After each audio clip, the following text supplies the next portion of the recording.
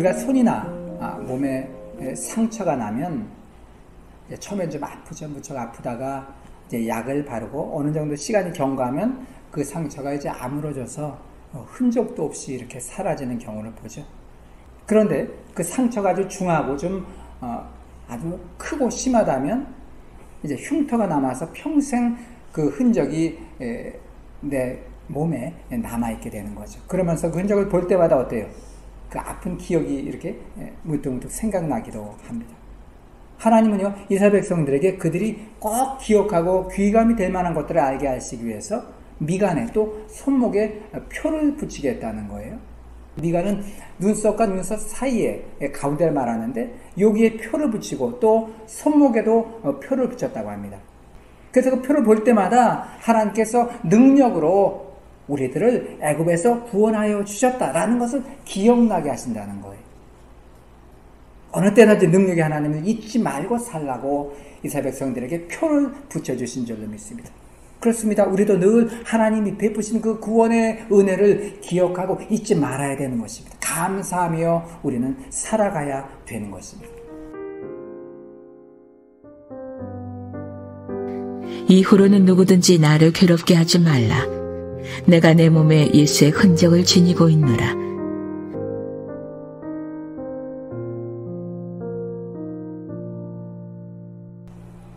오늘 본문에서 사도 바울은 자기 몸에 예수의 흔적이 있다 이렇게 말씀하고 있습니다. 당시 갈라디아 교회는 여러 가지 신앙 문제가 있었습니다. 그들이 처음엔 아주 건실한 신앙을 갖고 있었지만 갈수록 그 신앙이 나쁘게 변질되어 갔어요. 경건의 모양은 있지만 그 능력은 없는 한마디로 죽은 신앙으로 변질되어 가고 있었다는 것입니다. 바울은 이를 보면서 탄식했습니다. 너희가 성령으로 시작해서 육체로 마치겠느냐 이렇게 탄식했습니다. 그러면서 이런 문제를 해결하기 위해서 자기의 신앙을 본보기로 보여주면서 그들을 권면하는 서신서를 썼는데 그것이 바로 갈라디아서라는 것입니다. 사도 바울은 예수의 흔적을 가진 사람이었습니다. 그렇다면 예수의 흔적은 도대체 뭘 말하는 것일까요? 그리고 우리에게도 이런 예수의 흔적이 있겠습니까 하는 것입니다. 오늘 본문을 통해서 우리가 갖고 있어야 될 예수의 흔적이 과연 무엇인지 함께 생각하면서 은혜를 나누길 원합니다. 자, 첫째로 종된 흔적입니다. 예수의 종된 흔적을 말씀하고 있습니다. 우리가 오늘 읽은 본문 17절이 11절부터 18절까지 중에서 가장 핵심절이에요. 여기 보면 흔적이 나오죠. 내가 내 몸에 예수의 흔적을 가졌노라. 흔적이라는 헬라어로 스티그마라고 하는데 이 노예제도에서 나온 말입니다. 당시에 노예, 자기 노예를 표시하기 위해서 주인이 노예의 몸에 흔적을 냈습니다. 몸에 시뻘건 인두로 불도장을 빵 찍어버리는 거예요. 그러면 이 흔적은요 평생 없어지지 않는 거죠. 죽을 때까지 흔적은 남아있게 되는 거예요. 그러니 노예는 딴 생각을 할 수가 없는 겁니다. 도망쳐도 흔적을 보고 다시 잡혀오게 되는 거예요. 그럴 때 주인은요 그 노예를 죽여도 아무런 책임을 묻지 않았어요. 그래서 여기서 이 흔적은 뭘 말합니까? 주인에게 완전히 종속되었음을 표시한다는 거예요.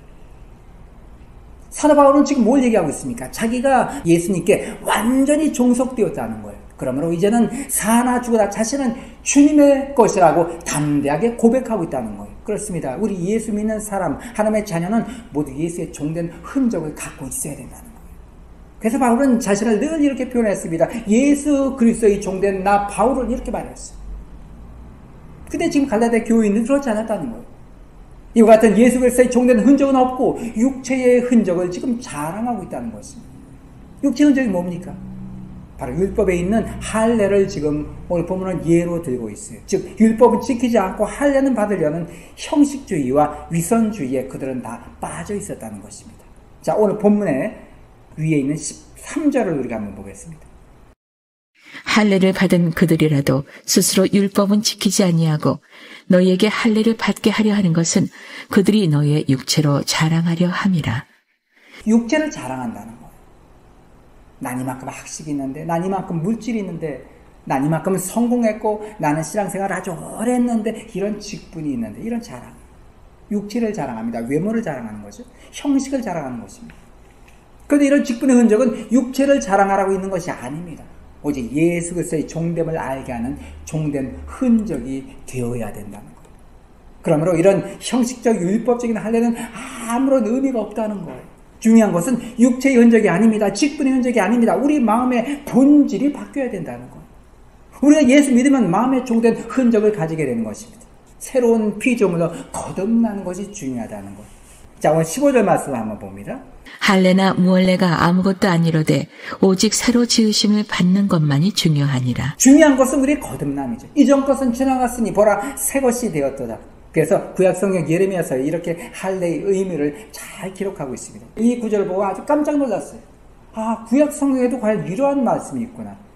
예레미야 4장 4절이거든요. 유다인과 예루살렘 거민들아, 너희는 스스로 할례를 행하여 너희 마음 가죽을 베고 나 여호와께 속하라 그랬어요.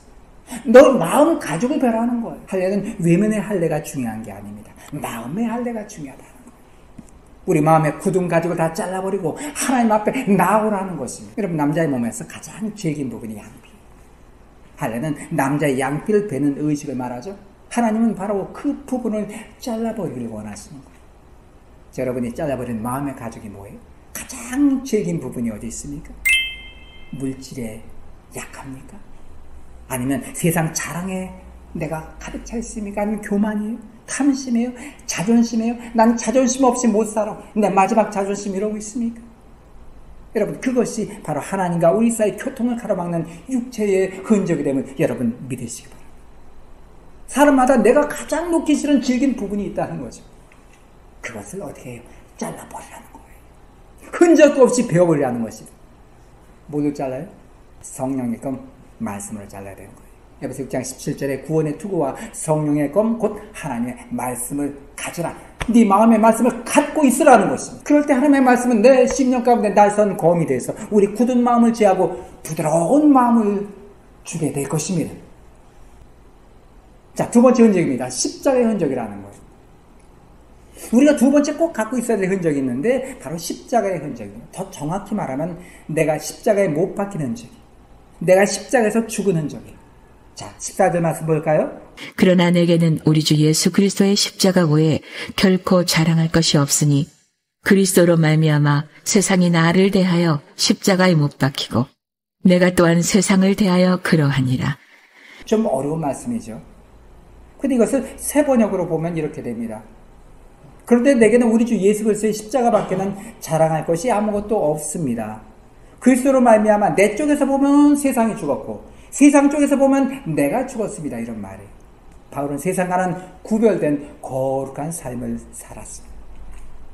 우리가 잘 아는 말씀을 갈라디아서 2장 20절 말씀이죠. 내가 그리스도와 함께 십자가에 못 박혔나니 그런즉 이제는 내가 산 것 아니오 오직 내 안에 그리스도께서 사신 것이라. 여기서 가장 핵심은 내가 그리스도와 함께 십자가에 못 박혔나니, 이 말이 어떤 의미일까요? 먼저 예수님께서 십자가에 못 박혀 죽으신 것은 내 죄와 내 허물을 대신해서 못 박혀 죽으셨다라는 것을 깨닫는 것입니다. 그리고 한 걸음 더 나아가서 그때 나도 영적으로 예수와 함께 추악한 옛사람을 십자가에 못 박았다는 거예요. 그것을 믿는 것입니다. 그것이 내가 십자가에 못 박히고 죽었다는 거예요. 그래서 나는 옛사람을 다 못 박고 죽은 사람으로 살아가는 것입니다. 거기까지입니다. 죽은 사람으로 살아가야 돼요. 그럼 어떻게 해야 죽은 사람으로 살아가는 것입니까? 한번 우리 자신을 한번 조용히 한번 생각해 보십시오. 살펴보십시오. 어떻게 해야 죽은 사람으로 살아갈까? 우리가 예수 믿고 주님과 함께 죽었다 하지만 여전히 우리 안에는요, 끊임없이 악한 생각들이 고개를 쳐들고 올라옵니다. 그래서 성경적으로 육체의 소욕이라고 말하죠. 그래서 육체의 소욕과 성령의 소욕이 싸우는 걸 투쟁을 하는 거예요. 그럴 때마다 우리 이렇게 생각해야 돼. 악한 생각을 한 옛사람, 내 옛사람은 죽고 내 안에 예수가 살고 있다라고 우리는 생각해야 된다는 거예요. 그리고 악한 생각들을 예수님께 이제 전가시키는 것입니다. 왜냐하면 주님께서 이미 우리 죄를 다 덮어쓰시고 십자가에 달려 죽으셨기 때문에 그게 맞는 거죠. 내게 아니라는 거예요. 그것을 전가시키라는 거예요. 주님께 이건 내게 아닙니다. 주님 거예요. 주님 받으세요. 난 싫어요. 난 이거 싫어요. 그리고 자꾸 맡기는 겁니다. 여러분, 맡기는 기도 제가 알려드릴게요. 자, 두 손을 다 드십시오. 이렇게 하세요. 맡기는 겁니다. 주님, 내 허물, 내 죄성, 주님 앞에 다 맡깁니다. 이건 내 거 아닙니다. 맡깁니다. 그리고 주님의 이제는 좋은 것 받아야죠. 주님의 은혜를 간구할 때 이렇게 기도하십시오. 주님의 은혜를 허락하여 주옵소서. 주님의 은혜를 주옵소서. 주님 주시옵소서. 이것은 내 육체까지 주 앞에 온전히 순종하여 주님 앞에 기도하는 거예요. 내 마음이요, 내 입술이요, 내 몸까지 주 앞에 온전히 맡긴다는 그런 의미로 드리는 기도라는 것입니다. 우리는 선을 행할 능력이 없습니다. 그러나 우리가 예수와 함께 죽은 사람이 되었다는 사실을 우리가 안다면, 믿는다면 살아있는 주님께 내 삶을 맡겨드릴 수가 있다는 거예요. 그래서 갈라디아서 5장 14절에 그리스도 예수의 사람들은 육체와 함께 그 정과의 욕심을 십자가에 못 박았느니라. 여러분 몸에서 이 흔적을 한번 찾아보시고 확인해 보십시오. 그리고 오늘 본문 말씀을 믿음으로 한번 고백하면 좋겠어요. 이후로는 누구든지 나를 괴롭게 말라. 내가 내 몸에 예수의 흔적을 가졌노라. 기도하겠습니다. 하나님 고맙습니다. 오늘 참으로 아버지 예수의 흔적을 우리에게 알게 하셨습니다. 아버지 이 흔적을 우리 마음에 담습니다.